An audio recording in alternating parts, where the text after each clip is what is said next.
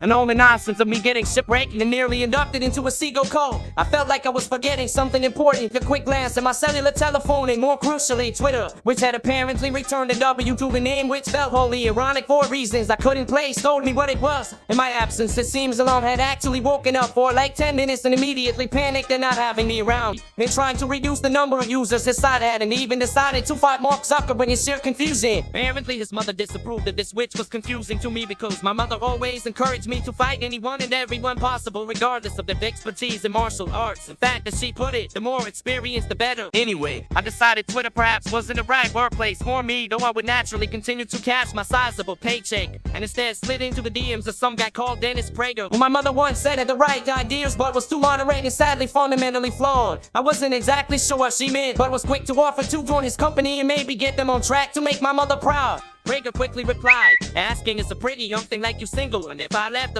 now, I'll have a clue what the latter part meant. But I'm single right now, despite the repeated proposals from my best friend. So I said yes, and he was quick to ask me in for a job interview. The building he specified was a Starbucks, but he was real insistent that it was his office. But the woke mob that tried to cancel him by building a Starbucks around him and encroaching on his borders clearly wanted me to ask him to elaborate on this topic, but I did not, cause as it turns out, in person Prager has a voice so monotonous I had to fight to keep from falling asleep. I guess that's a part of his and the woke agenda. When he was talking to me, he kinda fixed his eyes on my chest the whole time, which I thought was odd, but also I'm not hugely invested in working out what this guy's deal is.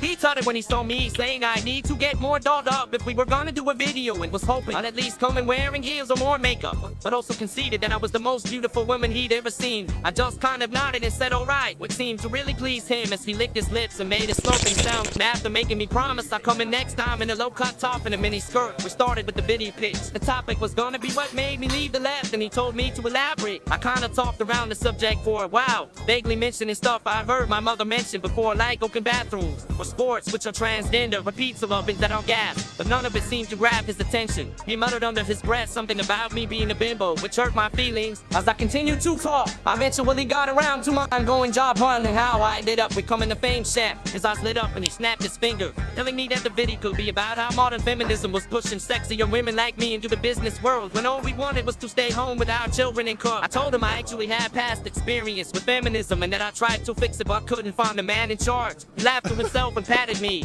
saying I shouldn't worry my pretty little head about that kind of thing. We filmed a video, me wearing the outfit Prager had requested, and I got paid a hefty sum. Unfortunately, my DMs are now filled with a bunch of horny guys demanding that I marry them with every bit the same insistence as my best friend. And I'm no closer to finding out who the real Slim Shady is.